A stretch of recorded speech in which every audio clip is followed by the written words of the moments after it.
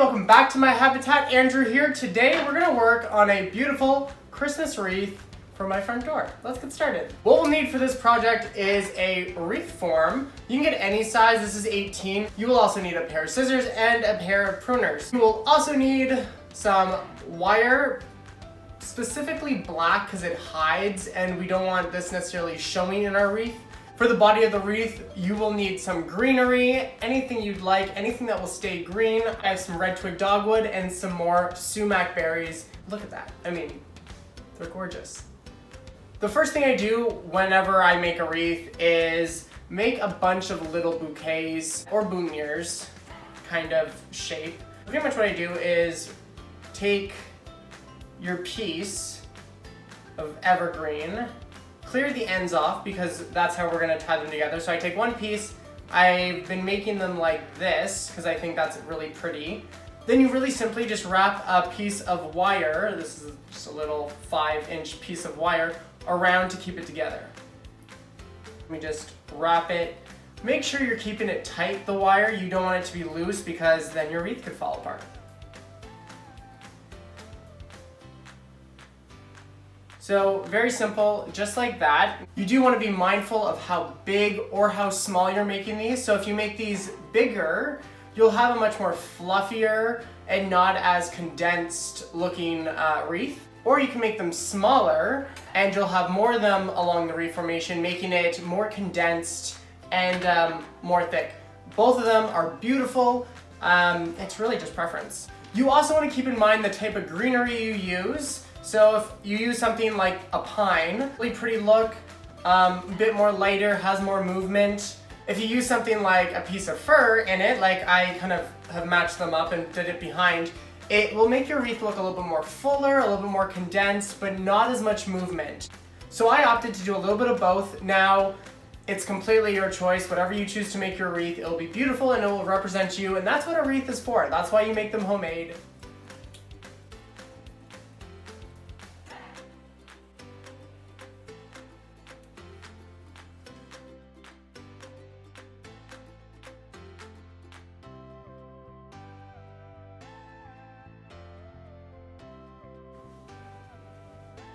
To keep my hair out of my face, I'm throwing on my toque. So I kind of have some slightly larger ones with some of the smaller ones.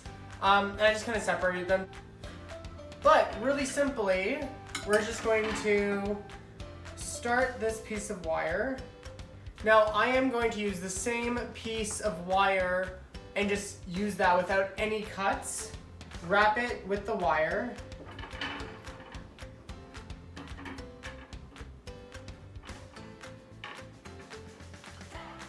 So very simply, just like that. And then I'm gonna lay it down on the next wire above it. Now, I personally don't think you have to go and put any here because that would make this wreath really, really wide and bushy. But if you want a really wide and bushy wreath, go to the fourth wire.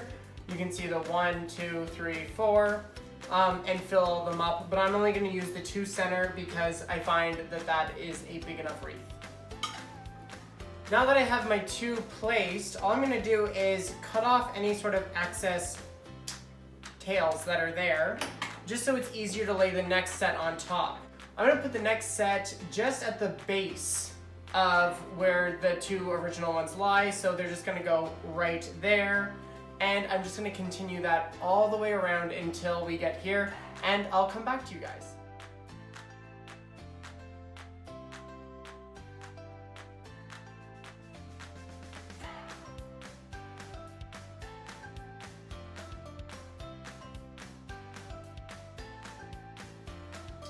So I'm almost done. I'm at the kind of junction of where I started and where I'm at. Now this is where it gets tricky. Everything else is pretty much a breeze until that point, because what you have to do, flip this around, is kind of lift up the first where we started, place your greenery there, and then you've got to kind of wire them in. So it can be a little messy. I'll try to get a close-up for you right now while I'm doing it. But you might not see much because I'm going to be mainly fooling around in some greenery.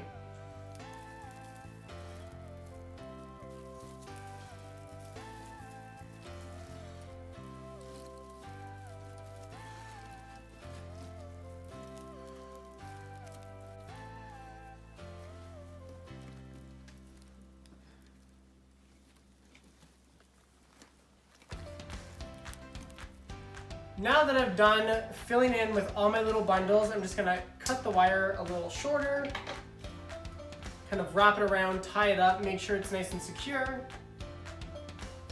Okay, now we're gonna flip it over like that. Now you kind of have to look at it and see if there's any thin spots, and then you're just gonna go in and fill it up with little pieces of greenery to make sure it's nice and full. So just looking at this as is right now, I can see this is nice and full, but then it very much thins out right here. So I'm just gonna add some more greenery, thicken it up, and then I'm gonna be back to decorate. So I have all my little bits and bobs out. I think I'm gonna place everything in the wreath first, and then I'm gonna go back and wire everything in, and I'll time lapse the wiring just so it moves a little faster for you guys.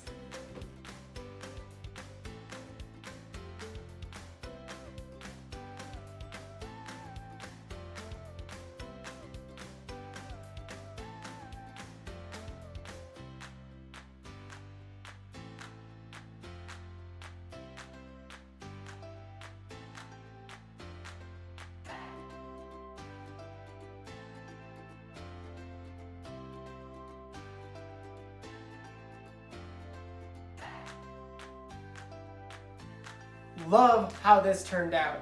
Absolutely gorgeous, and it matches our front pot beautifully with the dogwood and of course the sumac, which just pops. Let's go put it on our door. It's so cold out here, but I love how it looks, and it matches perfectly with the pot we just made, and I'm just so happy. Thank you guys for watching. Until next time, stay decorating.